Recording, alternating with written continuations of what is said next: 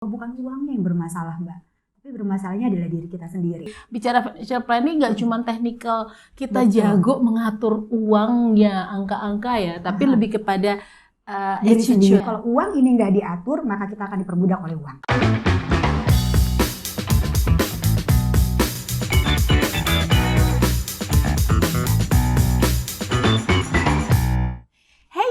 Selamat datang di You and Us Podcast. Podcastnya kita tempat berbagi cerita seru. Ini udah mendekati akhir tahun 2022. Rasanya setahun itu cepet banget. Apalagi kayaknya nih tahun 2022 ini semakin cepet. Kenapa? Karena kan kita juga sudah, boleh dikatakan sudah mulai memasuki masa transisi ke endemi ya, dari pandemi. Jadi suasana itu juga sudah mulai ramai, artinya banyak kegiatan-kegiatan juga yang dilakukan itu terbuka, walaupun pastinya masih agak terbatas, tapi mungkin gitu ya, keadaan dan kondisi yang seperti itu membuat tahun ini tuh lebih lebih dinamik dan kayaknya lebih cepat aja gitu, tahu-tahu udah sampai di ujung tahun. Nah, kalau kita bicara akhir tahun, pastinya kita juga memprediksikan sebetulnya nih tahun depan kita ada apa sih, kita mau ngapain, atau nomor satu apa sih yang udah kita lakukan tahun ini, udah ngapain aja ya kita tahun ini dan tahun depan itu mau gimana. Nah, salah satunya yang mungkin ini selalu menjadi pembicaraan hangat itu adalah seputar finansial dong. Jadi kalau prediksi-prediksi tahun-tahun depan gitu ya, kalau prediksi tahun yang akan datang, atau apa sih yang diinginkan di tahun baru, itu pasti salah satunya nggak jauh-jauh dari financial, investasi, dan apapun seputar itu. Nah, hari ini kita kedatangan seorang yang spesial pastinya, yang luar biasa. Ada, aku manggilnya kakak apa mbak? Rista aja deh ya, biar lebih casual ya. Oke, hari ini kita kedatangan Rista Swastika. Hai Mbak. Apa kabar? Alhamdulillah baik. Halo semuanya. Nah, kita bakalan ngobrol-ngobrol seru, asik-asik aja, bicara soal apa nih yang selalu jadi hot topic ya. Hot topic tadi udah dibahas loh sama Mbak Moni. 2023. 2023 tapi di akhir Desember biasanya ngomongin aduh gimana nih aset aku, aduh uang aku gimana nih, banyak merefleksi diri. Nah, hari ini tuh kayaknya tepat banget kalau dengerin kita nih Mbak Moni. Kita ngobrol-ngobrol seputar itu ya, gitu. Dan sebetulnya kalau kita bicara tahun yang baru dengan apapun gitu ya, gosip-gosip, isu-isu yang menerpa, itu selalu ada dua hal, peluang dan tantangan. Ya, di mana ada peluang pasti ada tantangan. Betul gitu. Dan kalaupun ada tantangan, disitulah biasanya kreativitas akan muncul. Jadi sebetulnya mau itu apapun tantangan atau apapun yang akan terjadi, itu semuanya harus disikapi dengan kepala dingin. Karena kalau kepalanya panas, ini apa nih solusinya nih? Udah bingung deh. Betul kalau nggak sih? bingung nggak bisa berpikir jernih. Betul. Oke, Rista, aku panggilnya Rista aja ya. Ya, panggil aku Rista aja. Tapi jangan ditambah barista depannya. Aku kopi lagi ya. Betul. Udah kopi kan tapi hari ini. Udah kopi. Gitu. Makanya agak fokus banget nih, kita mau bahas tentang 2023 kita mau ngapain aja nih Mbak Moni. Benar. Oke, mungkin sebelumnya cerita dulu kali ya tentang dirimu ya. Akhirnya bisa terjun. Terjun di mana nih Mbak? Dunia ini gitu, dunia finansial itu gimana cerita? Oke, ini ceritanya menarik banget nih teman-teman semua sama Mbak Monik. Jadi aku perkenalkan, aku adalah Rista Swastika, aku seorang perencana keuangan. Quote unquote kalau dibilang perencana keuangan, enak, gampang, mudah ngomongnya gitu ya kan. Jadi uangnya di mana, Riz? Oke. Nah, jadi sebenarnya kenapa sih aku turun di dunia perencana keuangan ini berdasarkan pengalaman pribadi Mbak Monik sama teman-teman. Gitu ya. 2014 almarhum suami aku tuh kan kerjanya adalah di oil company itu Mbak Moni. 2014 tahu dong, harga oil lagi drop banget dan beliau terkena PHK sampai 2 kali. Oke. Dari situ aku berpikir bahwa ya kalau kayak gini terus uang bisa habis nih gitu. Dan basicnya aku juga dari perbankan loh sebenarnya gitu ya. Tapi nggak jauh-jauh ya. Nggak jauh-jauh gitu ya. Tapi karena nggak pernah dapat ilmu perencanaan keuangan pribadi gitu ya. Sebenarnya kita udah ngatur. Tapi kok kayaknya kurang aja nih gitu ya. Apakah aku kebanyakan borosnya, gaya hidupnya gitu ya. Atau ya karena nggak bisa ngaturnya aja. Nah jadi 2014 itu adalah pengalaman aku nih yang benar-benar membuat aku dijerumuskan masuk ke dalam dunia perencana keuangan. Aku pengen melihat gimana sih caranya aku mengatur keuangan ini sehingga aku nggak kekurangan gitu ya. Nah waktu itu aku masih punya anak kecil yang aku pikir adalah oh iya ini butuh biaya dan lain-lain. Jadi aku butuh satu ilmu sebenarnya biar aku bisa tahu tujuan aku tuh mau kemana gitu. Karena Oke. kita tahu lah, kita dapetin duit itu kalau kita kerja, Benar. kemudian dalam keadaan sehat. Kalau Iya. nggak sehat kan boro-boro kita mendapat duit, betul nggak sih Iya. Mbak? Gitu. Nah dari situlah Mbak Monik awalnya aku terjun cari informasi, tanya sana sini, ada nggak sih ilmu yang bisa membantu aku untuk belajar tentang keuangan? Iya. Oh ternyata satu-satu aku ngelihat statusnya temen nih. Ini Hmm. seru gitu ya. Makanya tadi banyak-banyakin temen karena di sana siapa tahu itu adalah jalan peluang buat kita Iya, gitu ya. betul. Jadi Dan memilih juga ya Yes, circle-nya ya, betul. yang Jadi- bisa bikin peluang itu. Ya ya. betul lah. Jadi tanpa sengaja aku lihat status WA-nya teman Mm-mm. gitu ya. Dia lagi belajar di dalam satu kelas. Terus aku Hmm. tanya, lagi ngapain tuh? Aku bilang, oh aku tuh lagi belajar perencana keuangan Karissa. Oh ini ilmu nih gitu yang aku cari-cari gitu ya. Makanya nih teman-teman, aku tuh selalu gini Mbak Monik, selalu mengafirmasi diri kalau kita punya tujuan dan selalu dibawa dalam doa, selalu diyakinin, semesta selalu mendukung deh. Benar, Gitu. Jadi benar banget. ketemulah dengan teman itu, terus aku tanya, apa tuh perencana keuangan? Oh ini Kak, belajar tentang bagaimana kita manage keuangan pribadi, bla bla. Oh ini nih yang aku cari. Waktu itu biasa, ketika kita bertanya pengen upgrade diri gitu ya teman-teman, selalu tanya harganya berapa. Betul nggak sih? Selalu adalah dengan uang dong Benar, gitu ya. benar, Terus aku tanya harganya berapa itu ambil kelasnya? Oh kurang lebih tuh sampai dia lulus tuh 14 sampai 17 juta Karissa gitu. Oh oke. Terus pertanyaan berikutnya, bisa dicicil nggak?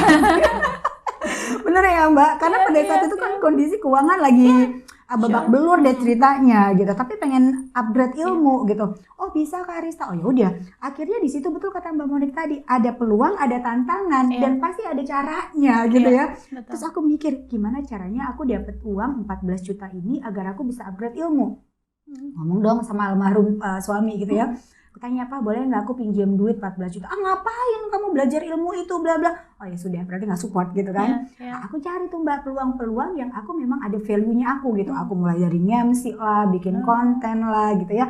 Yang akhirnya aku dapetin duit yang bisa cicil itu biaya untuk aku menjadi seorang perencana keuangan. Ya. Aduh, ini menarik sih ya gitu. Karena aku kayak dapat clue gitu ya bahwa once kita punya goal gitu ya dan kita membutuhkan sesuatu ya, of course kita bicara kebutuhan finansial gitu ya di situ. Sebetulnya kalau mikirnya adalah waduh ini gimana nih cara aku dapat untuk mendapatkan uang gitu ya untuk satu hal ini, mikirnya cuma fokus di situ ya. Tapi gimana caranya mencari peluang-peluang lain yang saling mensupport atau menyokong gitu ya, itu. Betul. Ini karena kan biasanya kita kalau ada nih. tantangan itu aduh susah nih kayaknya. Aduh aku terbatas ini deh. Aduh fokusnya sama masalah, nggak pernah ada solusinya. Benar. Gitu. Cuman kalau misalnya oke 14 juta, apa nih solusinya gitu ya. Oh aku harus ngapain nih? Oke coba bisa nggak dapetin ini. Tapi kan tadi aku udah tahu bisa dicicil 3 kali katanya gitu ya. Dan akhirnya jadilah aku di sini saat ini Mbak Tidak Monik menyurutkan gitu ya, tidak menyurutkan. Finante.id. Nah, itu gimana ceritanya? Akhirnya karena ini menarik ya, teman-teman ya. Karena tujuan dari Finante.id ini juga mulia ya. Bagaimana dirimu itu juga tidak hanya belajar tapi juga ikut membantu gitu ya untuk kita bicara literasi lah ya, literasi keuangan terutama buat keluarga, buat ibu-ibu ya yang mungkin saat ini masih minim ya pemahaman tentang yang namanya investasi dan pengelolaan keuangan. Nah, tapi dirimu bikin itu untuk membantu ke lebih banyak orang ya, bisa menyentuh dan merangkul lebih banyak orang, benar nggak sih? Betul sekali gitu. Jadi setelah tadi ambil ilmu perencana keuangan, terus aku turun ke market gitu ya. Aku cari nih kumpulan ibu-ibu gitu. Kenapa aku pilihnya adalah perempuan nih teman-teman? Karena aku juga perempuan dan kita merasa kalau kita kumpul ini kayak curhat gitu ya, merasa senasib sepenanggungan gitu ya. Ayo ibu-ibu pada kumpul gitu kan. Kayaknya susah banget, kita pengen cantik tapi uangnya nggak ada. Tapi kalau minta sama pak suami nanti kamu tuh boros bla bla bla gitu ya. Masalah ya. Dari itu akhirnya gimana nih caranya perempuan-perempuan ini bisa mandiri secara keuangan, nggak harus melewati pasangannya, tapi paling tidak at least punya pegangan deh. Iya, gitu. berdaya sendiri ya. Berdaya sendiri karena kita nggak tahu kan namanya resiko hidup. Contoh kayak kasus suamiku tadi 2014 kehilangan pekerjaan gitu ya. Itu nggak ada yang tahu. Nah jadi campaign-nya aku adalah nih Mbak, bagaimana aku bisa meningkatkan angka literasi khususnya perempuan. Bukan berarti laki-laki nggak aku colek-colek gitu. Tapi beberapa tahun terakhir ini kan angka literasi perempuan itu kan sangat di bawah. Masih di bawah. Nah, bagus ya sejak ada COVID-19 2020 sampai detik ini dan berdasarkan data otoritas jasa keuangan tahun ini tuh tingkat literasi dan diskusi perempuan naik di atas laki-laki. Nah, Berarti luar apa? biasa. Berarti Nah, perempuan itu sebenarnya potensinya sangat sekali. tinggi. Nah, jadi sebetulnya makanya jadi momentum ya, bahkan pada saat pandemi sekalipun sebetulnya banyak loh angka-angka atau faktor-faktor yang itu naik ya gitu ya. Betul, Mbak. Di Indonesia ya, literasi apapun, terus kemudian juga daya orang, bagaimana orang belajar Betul. banyak hal, bagaimana ibu-ibu yang tadinya akhirnya mungkin sebelumnya itu tidak bekerja atau tidak ikut membantu ekonomi keluarga, jadi akhirnya Mau nggak ikut mau. serta mau nggak mau membantu, dan mereka bisa sebetulnya Bisa gitu ya. sebenarnya. Kemudian fenomena banyak juga sekarang yang akhirnya yang akhirnya membuat konten gitu ya, Betul. menjadi influencer yang padahal dulu mungkin mereka Di di rumah rumah aja. aja dan mungkin belum melakukan sesuatu Belum yang melakukan optimal apapun. gitu. Betul. Nah, jadi Ya. itulah alasan aku adalah tadinya ingin menaikkan angka literasi perempuan. Iya. Jadi aku masuk ke komunitas perempuan dan lain-lain gitu. Tujuannya untuk membantu edukasi literasi keuangan gitu. Nah, kok lama-kelamaan ini asik sendiri gitu ya Mbak, mendengarkan keluh kesah gitu ya, permasalahan orang di luar sana. Karena dulu gini, sebelum jadi seorang perencana keuangan, aku berpikir adalah uang banyak itu adalah solusi dari kehidupan semuanya. Gitu ya, uang banyak Mbak. Aku pikir aku bisa beli apapun kalau aku uangnya banyak. Ya. Tapi begitu aku terjun di dunia perencana keuangan ini, bertemu dengan satu kasus, diambil kesimpulan bahwa bukan uangnya yang bermasalah Mbak. Tapi bermasalahnya adalah diri kita sendiri. Ya. Mindset kita tentang uang, kemudian money belief ya, kepercayaan kita ketika uang itu ada di tangan kita untuk apa. Ini sebenarnya banyak banget yang dipengaruhi oleh pola asuh orang tua, psikologi kita gitu ya, kemudian lingkungan. Ya. Nah, ini yang akhirnya mempengaruhi keputusan-keputusan uang kita akan uang Terhadap kita. uang kita ya. Gitu. Jadi bukan uangnya ternyata Mbak Monique gitu. Kenapa? Karena ada yang uangnya limited edition gitu ya. Saya pikir dengan gaji segini tuh kayaknya nggak mungkin deh kekurangan. Tapi ternyata kurang juga. Nah, Gitu. ya ini menarik nih ya Iya. teman-teman ya Dan terus gitu. ada juga yang Iya. gajinya misalnya terbatas, tapi kok cukup-cukup aja bahkan bisa Iya, nabung iya, gitu. Nah, iya. artinya ukuran kecukupan seseorang ini beda-beda gitu. Nah, ini tuh banyak banget pengaruhnya. Jadi dari situ aku berpikir bahwa everything is okay, uang bukan segalanya gitu ya. Tapi segalanya sesuatunya memang betul membutuhkan uang. Tapi Iya. kalau uang ini nggak diatur, maka kita akan diperbudak oleh uang. Iya, menarik kan? nih, menarik. Oke. Oke, nah ini kita bicara bagaimana mengoptimalkan uang berapapun yang kita punya. Ya. Ya. Pasti kan ujung-ujungnya satu, bagaimana mengelola uang itu, dan kedua bagaimana memutar, mengatur, mengelola, dan akhirnya bagaimana cara-caranya mengembangkannya gitu ya. Karena kalau mau nunggu uangnya banyak kan nggak semua punya kapasitas ya, capability yang akhirnya juga bisa bisa ngedapetin semua uang tujuannya semua, gitu ya. Iya, tapi kan memang harus bijak gitu ya. Betul. Dalam memaksimalkan. Nah, mumpung gitu ya.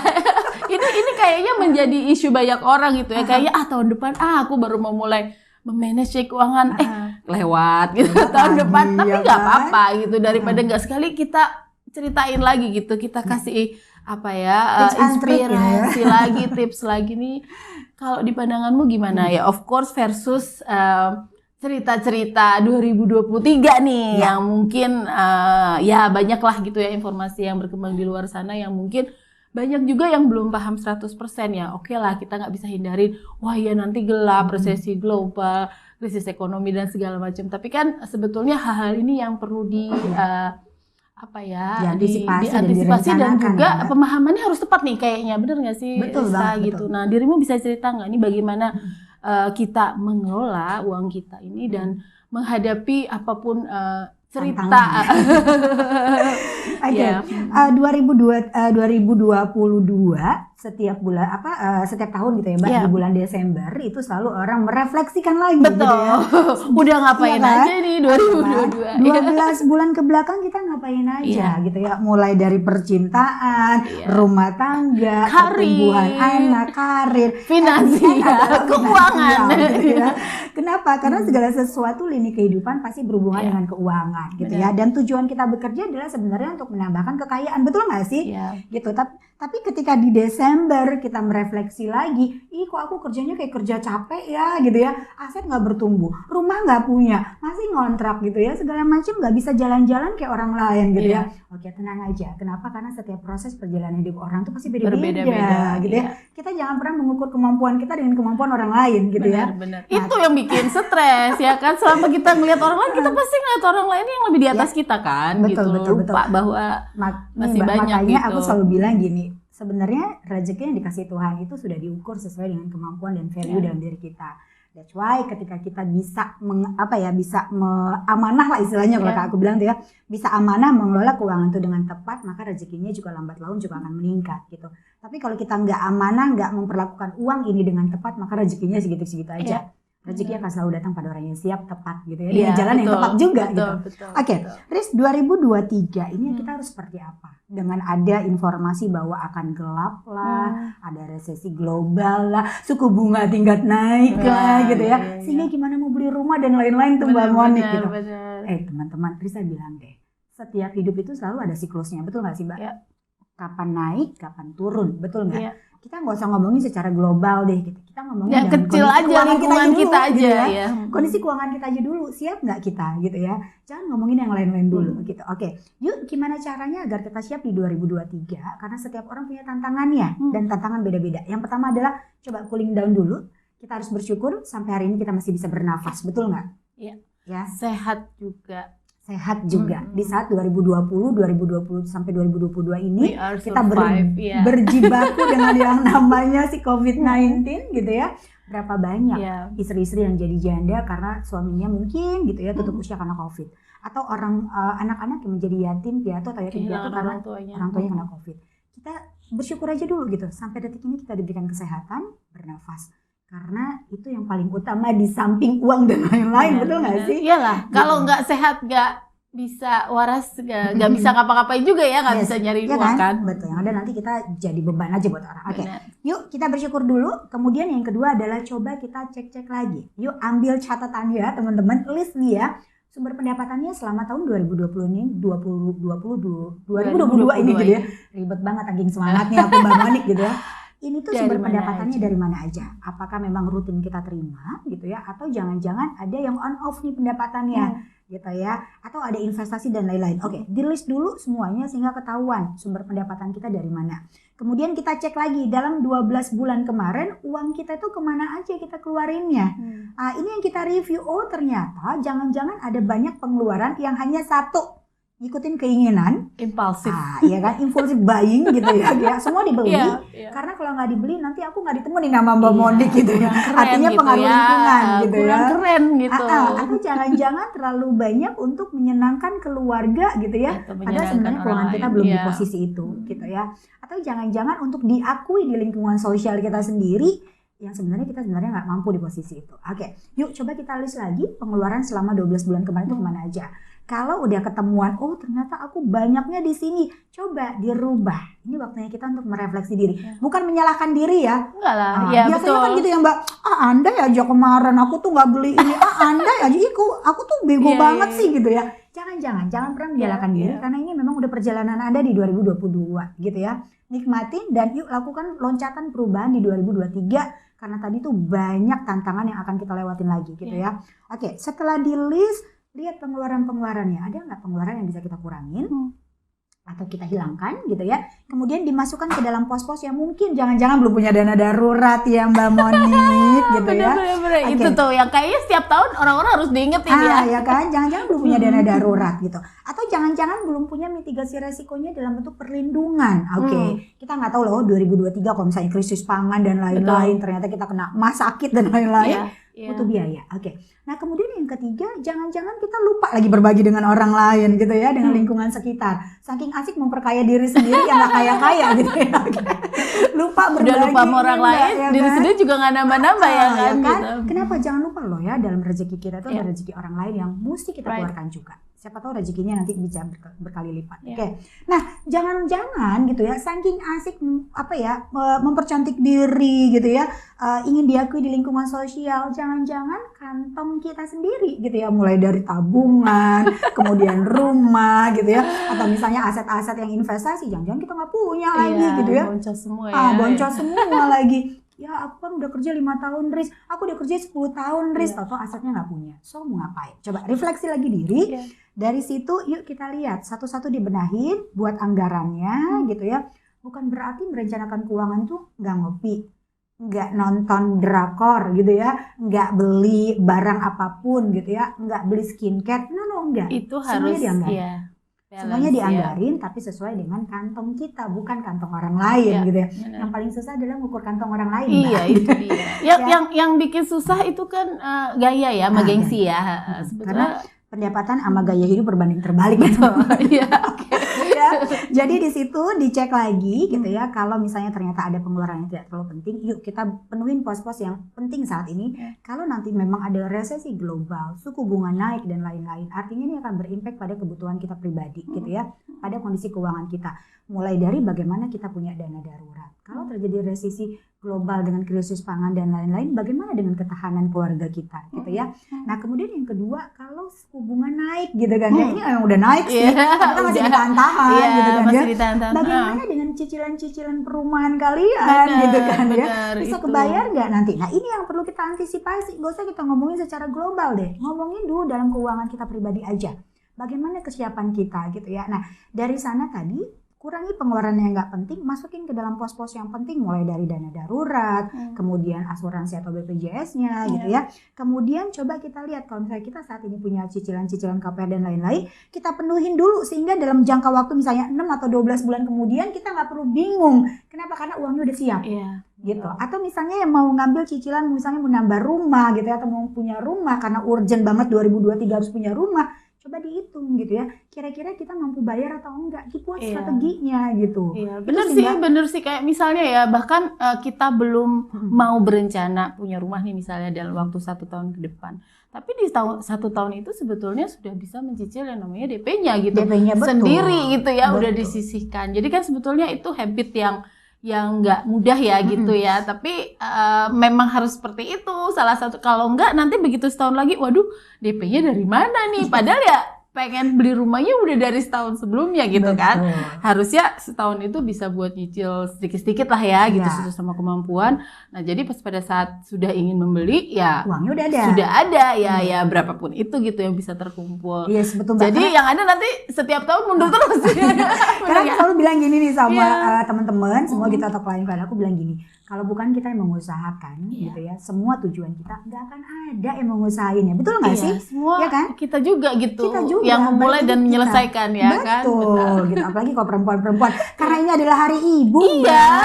Barusan tadi, aduh ini pas ya kita ketemu hari ibu perempuan gitu ya, dan ibu yang hebat hari ini. Oke, jadi buat teman-teman semua juga yang perempuan-perempuan, yuk mandiri secara finansial. Kalau kita bisa, kenapa kita harus bergantung dengan orang lain? Betul nggak sih Mbak? Benar-benar. Jadi perempuan gitu ya. Ini ngomongin perempuan gitu. Perempuan dan kemudian juga dari sisi bagaimana dia ikut berdaya gitu ya, bisa ikut membantu gitu ya rumah tangga ya dalam hal ini misalnya.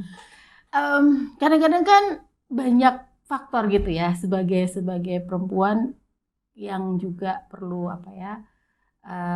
diingatkan kembali lah, atau mungkin harus menjadi inspirasi gitu ya, bahwa kadang-kadang itu kalau perempuan itu misalnya kita bicara membeli sesuatu atau memutuskan sesuatu gitu. Di dalam rumah tangga perempuan kan pasti juga berperan. Betul. Nah, terus bagaimana juga perempuan memutuskan untuk dia juga ikut berpartisipasi misalnya ya dalam menyokong ekonomi keluarga.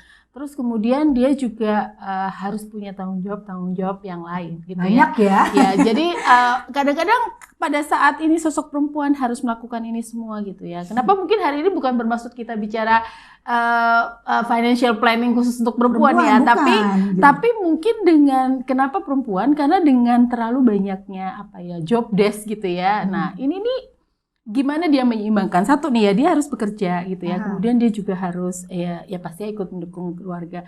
Bagaimana dia juga punya tanggung jawab mendukung ekonomi keluarga, terus dia punya tanggung jawab terhadap Putra-putri gitu keluarga, ya, anak-anak gitu ya. anak-anak. Lalu kemudian tadi kita bicara bagaimana mencari peluang untuk mendapat tambahan penghasilan dari menyalurkan hobi ataupun ke skill-skill mereka yang lain gitu. Nah, ini Rista bisa kasih inspirasi nggak gitu? Kayak tadi gitu ya, aku ngelihat dirimu kan mencari penambahan misalnya ya, gitu. Mau nyicil ini, gimana caranya punya hal-hal yang lain gitu. Nah, tadi bisa jadi MC atau apa tuh. Nah, ini kayaknya penting juga nih, bagaimana mengatur keuangan itu juga memanfaatkan peluang-peluang dan kreatif tadi gitu loh. Betul. Nah, ini pandanganmu gimana? Ini sebenarnya harus nanyanya ke Mbak Monik juga ya kan? Ya, sama-sama lah kita cerita lah, punya keluarga gitu ya. Oke, ini buat kita semua untuk saling menginspirasi. Belum tentu cara yang saya lakukan bisa tepat untuk para perempuan-perempuan di luar sana gitu ya.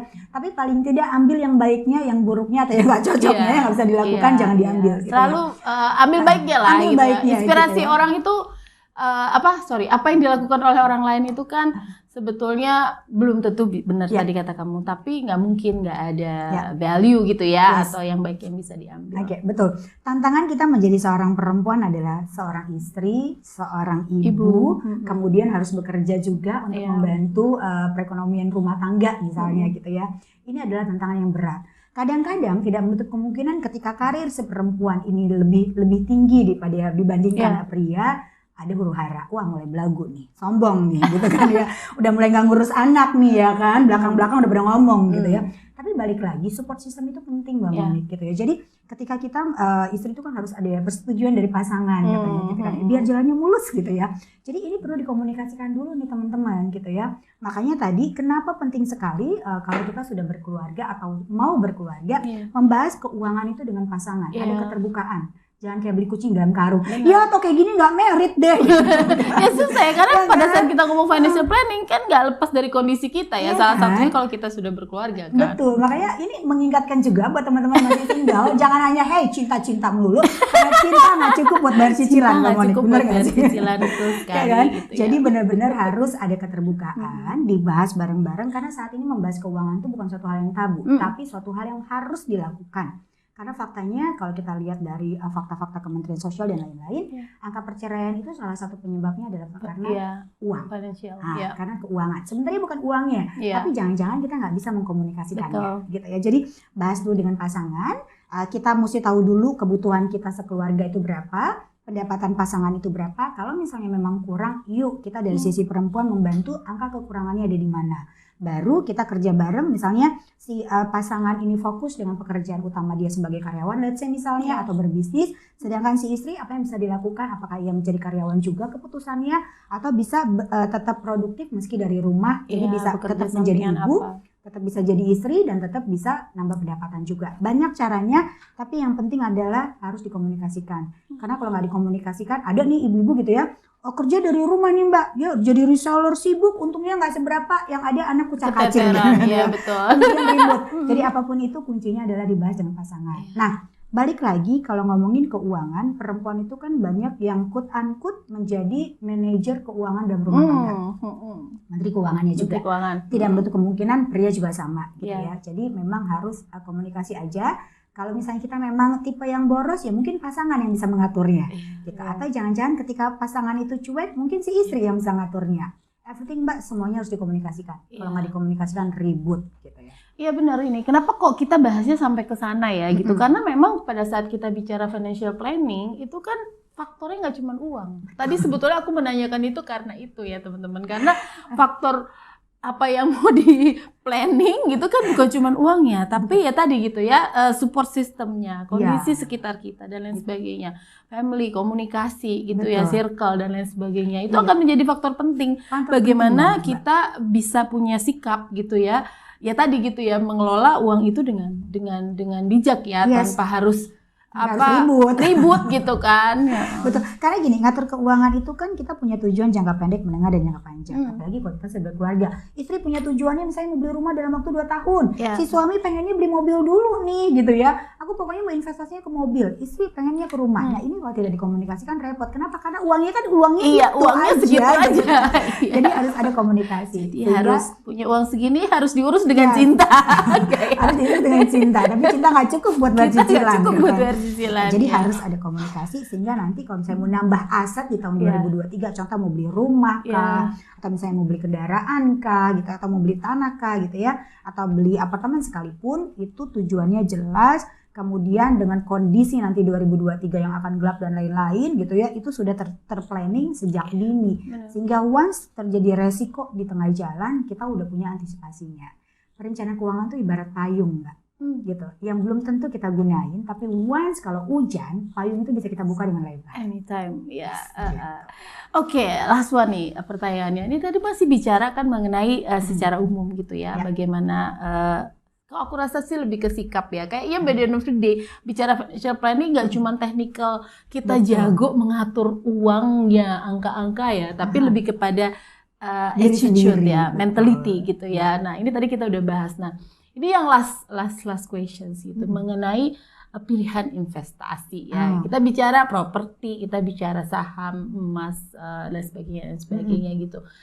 Dan bahwa di tahun yang notabene banyak catatan nanti 2023 sebetulnya itu kan tetap aja ada peluang gitu di balik sebuah dengan banyaknya tantangan itu. Nah, kalau dari sisi Rista sendiri gitu, bagaimana orang bijak memilih apa yang harus diinvestasikan? Karena gini, walaupun kita terbatas, tapi kan kita juga harus berpikir bagaimana kita memutar dan mengelola uang kan gitu. Karena kalau misalnya dapatnya segitu masuk keluar lagi, ya sampai seumur hidup juga begitu aja nggak akan meningkat kualitas hidupnya, bener ya gitu. Oke, kalau dari aku sendiri, ketika kita ngomongin tentang investasi itu kan banyak jenisnya ya Mbak gitu. Nah tapi investasi itu akan relate gitu ya. Investasi kan itu hanya instrumen. Gitu ya. Tapi yang perlu kita tentukan adalah yang awal nih, kalau tips untuk berinvestasi, yang pertama adalah tentukan dulu tujuannya. Tetap tujuannya ya. Tujuannya mau kemana?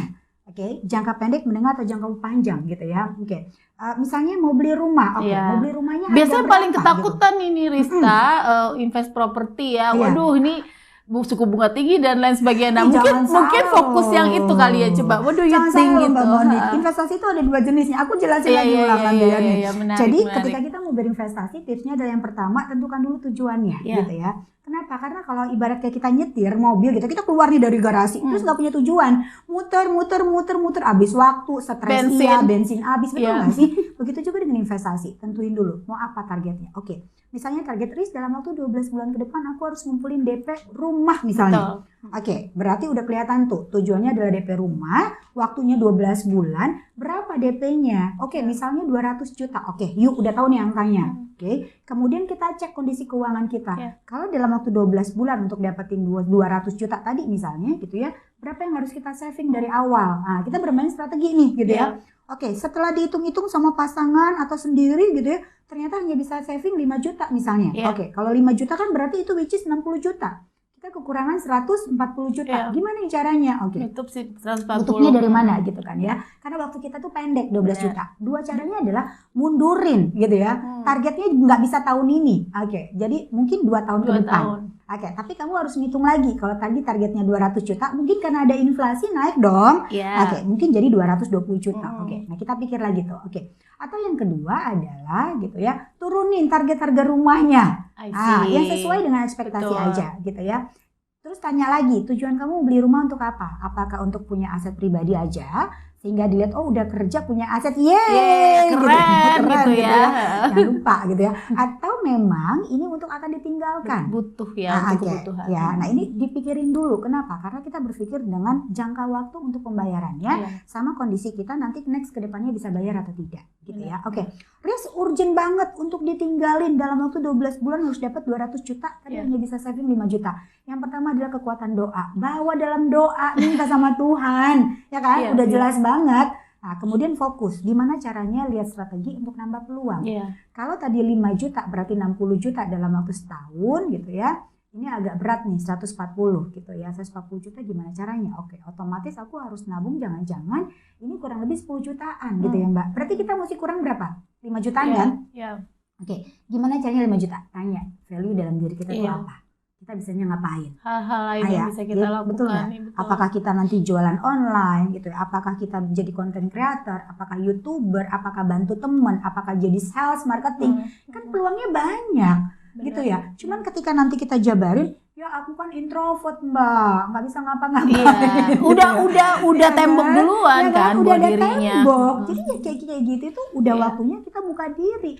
Karena ketika jangan-jangan nih teman-teman pada saat dengerin podcast kita hari ini Mbak, ternyata kebuka loh jalannya gitu Iya, ya. benar. Mesti menggali potensi yang lain di dalam diri ya. Kalau misalnya, tapi memang benar sih. Kalau ya gimana ya? Mungkin kita semua juga tahu ya teman-teman. Kalau misalnya kita hanya bekerja dan kemudian mendapatkan bulanan gitu ya, dan dihitung-hitungan bulanannya udah nggak mungkin nih, kayaknya udah terlalu tipis misalnya untuk nyicil DP dan lain sebagainya.